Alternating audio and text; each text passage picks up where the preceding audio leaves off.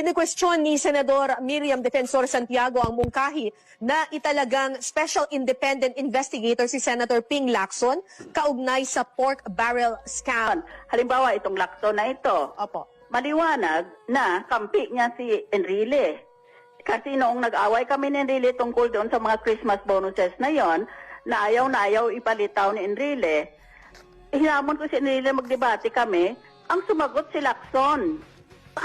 Bakit po sa tingin ninyo unfit itong si Senator Ping Lacson para maging Special Independent Investigator kaugnay sa pork barrel scam, ma'am? Pinky Lacson. Kailanman kami sa Senado, hindi nag-appoint ng investigator and there is no provision in our Senate rules for that. This is an innovation being proposed without any legal basis. Alam mo, ang suspetso ko dito ay itong mga nasangkot na senador sa PDAP na mga NGOs na peke daw, itong iba dito, mga potential presidentiables or vice presidentiables sa 2016. Ayaw man natin o gusto natin sila, hindi pa natin alam kung may kasalanan sila o hindi. Natural, gusto nating lumitaw ang katotohanan. The fact is, they are eyeing the presidency. Maaga pa gusto sirain na ang magiging katunggali nila sa 2016. Kaya kung lagyan mo ng investigador na laban na antimano, kaya magiging character assassin itong Lacson na ito. Kasi ang politika, Cara, is very, very complex. It's very truncated.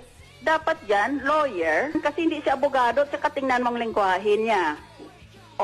Judge it for yourself since you're a UP graduate. Tama ba yan na ang pop figure magsasalita tungkol sa katunggali niya? Rehabilitation star Pampilo Lacson ang paratang ni Senador Miriam Santiago na nagpapakalat siya ng maling impormasyon para pagtakpan si Senador Juan Ponce Enrile sa pork barrel fund scam.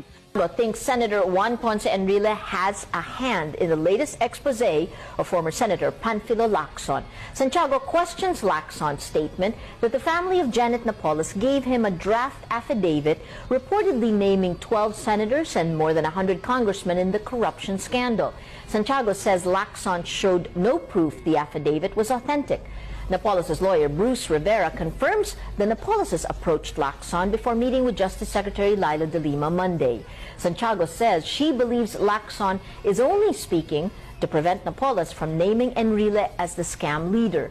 Santiago has repeatedly tagged Enrile as the real mastermind, the brains behind the scheme. She says, quote, "There's no secret that I think the most guilty here is former Senate President Juan Ponce Enrile.